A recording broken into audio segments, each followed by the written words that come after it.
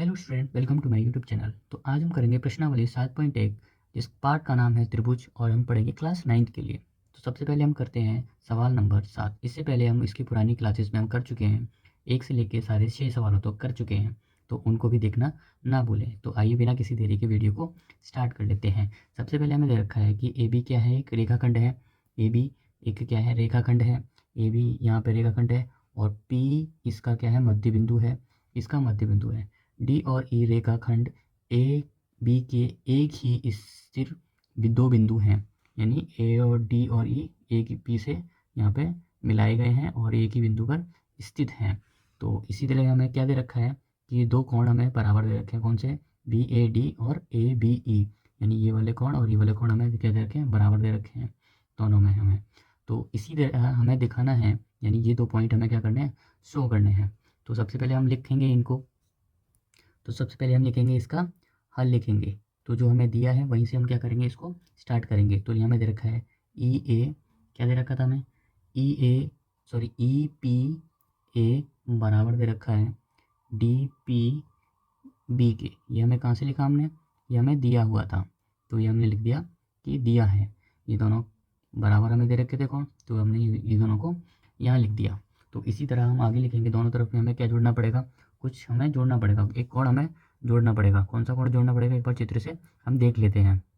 तो चित्र से हम देख लेते हैं कौन से वाले में क्या जोड़ेंगे। तो हमें ये दे रखा है, यानी ये वाला कोण हमें दिया हुआ है। तो अगर मैं ये वाले कोण में ये वाला कोण जोड़ दूँ तो क्या बन जाएगा, ये वाला त्रिभुज हमें प्राप्त हो जाएगा।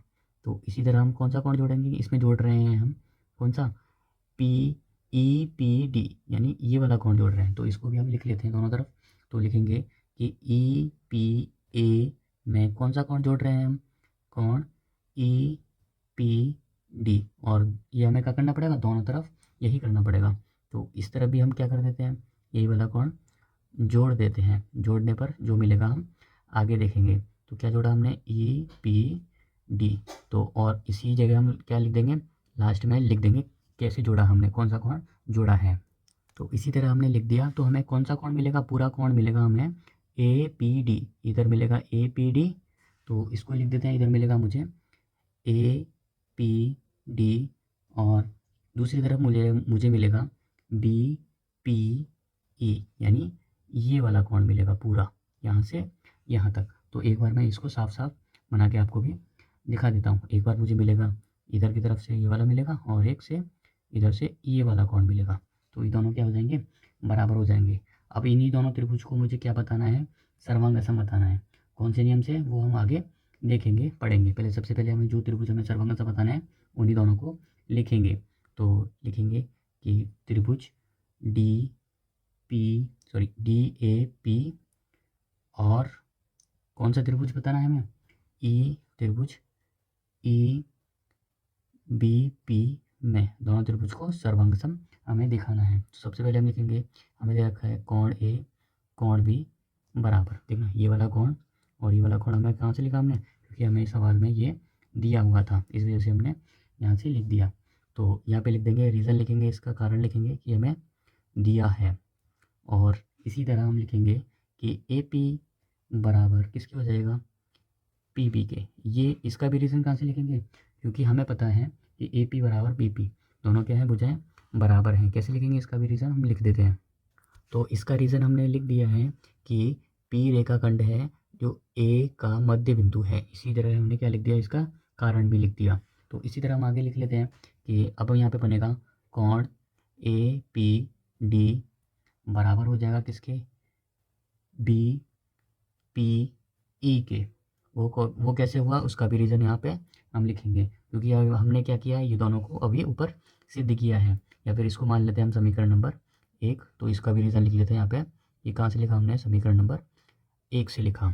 तो इसी तरह हमारा ये वाला दोनों त्रिभुज क्या हो जाते हैं, हमारे पास सर्वांगसम हो जाते हैं। तो लिख लेते हैं इसको भी कि डी ए पी सर्वांगसम हो गए किसके, त्रिभुज ई बी पी के। कौन से नियम से, यहाँ पे देखना कौन सा नियम लग रहा है, यहाँ पे लग रहा है मेरे पास ए एस और ए।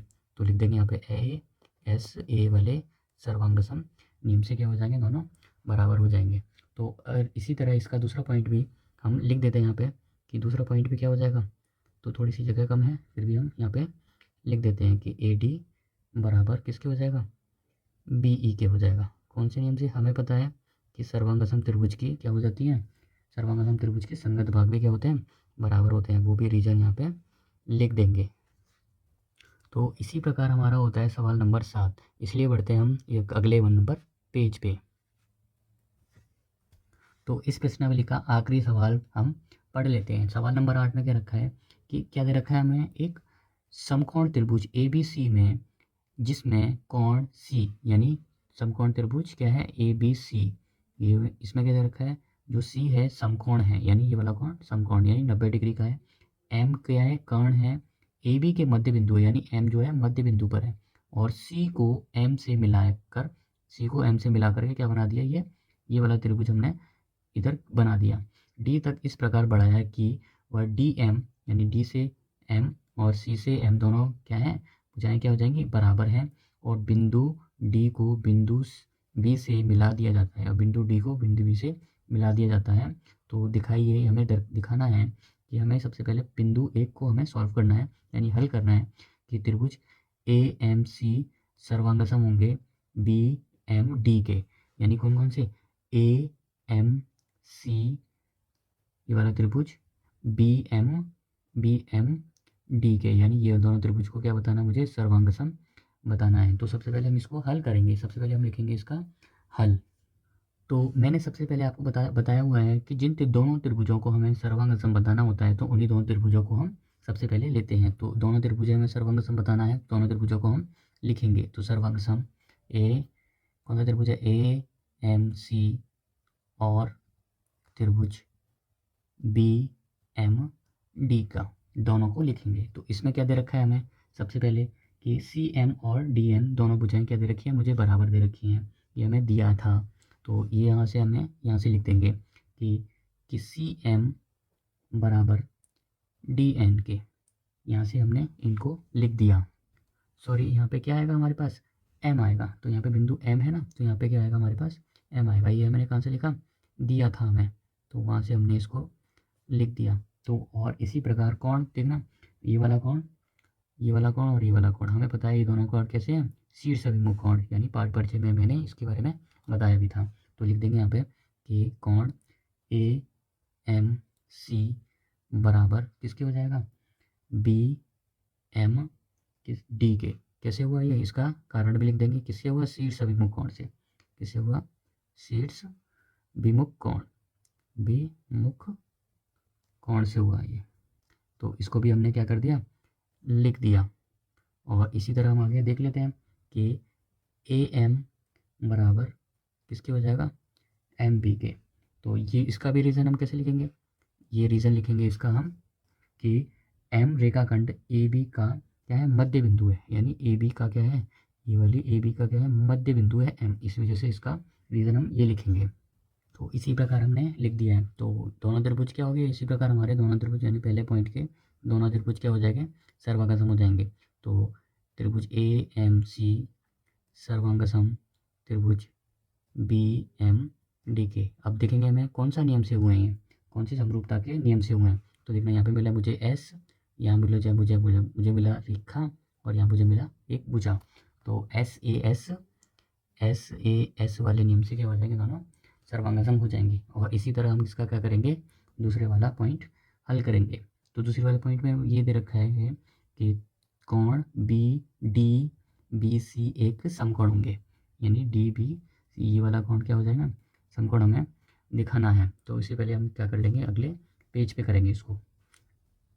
तो हम इसके लिए सबसे पहले लिखेंगे कि हमने क्या प्रूफ किया है कि ए एम सी सर्वांगसम हमने दिखाया है किसके, त्रिभुज के बी एम डी के। हमने क्या किया है, ये अभी हमने ऊपर सिद्ध किया है, क्या किया है, ऊपर सिद्ध किया, वहाँ से हमने इसको लिख दिया।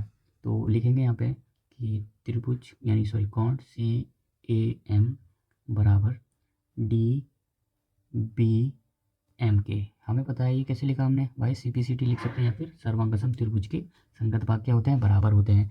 जैसे कि हम यहाँ पे दे रखा है कि जब इसकी दो कोण और दो भुजाएं क्या हो जाएंगी, बराबर हो जाएंगी, तो इसके संगत को भाग भी क्या हो जाएंगे, त्रिभुज के बराबर हो जाएंगे। तो वहाँ से भी हम इसके लिख सकते हैं। तो इसी प्रकार हम इसकी एक लाइन और ये वाली ऐड कर सकते हैं। तो अब हम लिखेंगे इसके कि त्रिभुज C A B plus B D B C बराबर 180। क्योंकि हमें पता है, क्योंकि हमें क्या पता है, हमें पता है कि अंतःकोण क्या होते हैं, संपूरक होते हैं। यानी दो कोणों का योग किसके बराबर होता है, 180 अंश के बराबर होता है। क्योंकि एक सीधी रेखा पर 180 डिग्री का कोण बनाते हैं जब दो कोण वो मिलते हैं हमें। तो इसी तरह हम लिख सकते हैं, कि इसका मान हमें 90 दे रखा है, 90 है हमें पता है, और ये हमें कोण हमें पता करना है। तो क्या करना पड़ेगा, 180 में से इसको घटाना पड़ेगा। तो 180 डी बी सी 180, ये वाला इधर जाएगा तो कितना हो जाएगा, 90, और डी बी सी कितने डिग्री का हो जाएगा हमारे, 90 डिग्री का। यही हमें क्या करना था, दिखाना था, शो करना था। अब इसका हम क्या करेंगे, लास्ट बिंदु यानी थर्ड पॉइंट सॉल्व करेंगे नेक्स्ट पेज पर। नेक्स्ट पेज हम ले लेते हैं। तो ले लिया हमने सबसे पहले, तो नेक्स्ट पेज पे हमने ले लिया। तो हम देखते हैं थर्ड पॉइंट में क्या पूछ रहा है, क्या हमें दिखाना है, शो करना है, यानी सिद्ध करना है। तो त्रिभुज डी बी सी और त्रिभुज ए सी बी में हमें दोनों को क्या बताना है, सर्वांग सम हमें बताना है। तो सबसे पहले हम लिखेंगे कि डी बी बराबर ए सी के। तो ये हमने कहाँ से लिखा, क्योंकि हमें पता है, ये हमने सिद्ध कर चुके हैं कि त्रिभुज ए एम सी सर्वांग सम हमने ऊपर सिद्ध किया हुआ है, किसके, बी एम डी के, ये हमने वहाँ से लिखा। और इसी तरह कोण कोण बी डी बी सी बराबर ए सी बी के, ये भी हमने कहाँ से लिखा, जब हमें ऊपर सिद्ध कर चुके हैं। ये भी हमने ऊपर क्या लिखा, यहाँ पे लिख देते हैं हम सिद्ध, ठीक है। और इसी तरह हम लिख देंगे लास्ट पॉइंट इसका कि बी सी बराबर किसके हो जाएगा, बी सी के। ये भी हमने कहाँ से लिखा कि एम रेखाखंड ए बी का क्या है, मध्य बिंदु है। तो वो भी हम यहाँ से लिख देंगे। तो इसी तरह क्या हो जाएगा, दोनों त्रिभुज इसी प्रकार क्या हो जाएंगे, यहाँ पर सर्वांगसम हो जाएंगे। इसी प्रकार लिख देते हैं कि ए सी बी कौन से वाले नियम से हुए, एस ए एस नियम से। कौन से हुए, ये हमें एस दे रखा है, ये ए और ये एस, एस ए एस नियम से क्या हो जाएंगे, दोनों सिद्ध हो जाएंगे। तो इसी प्रकार हमारा क्वेश्चन नंबर 8 भी क्या होता है, यानी सवाल नंबर 8 भी हल होता है। तो इसी प्रकार हमने 7.1 के सारे सवालों को क्या कर लिया, हल कर लिया है।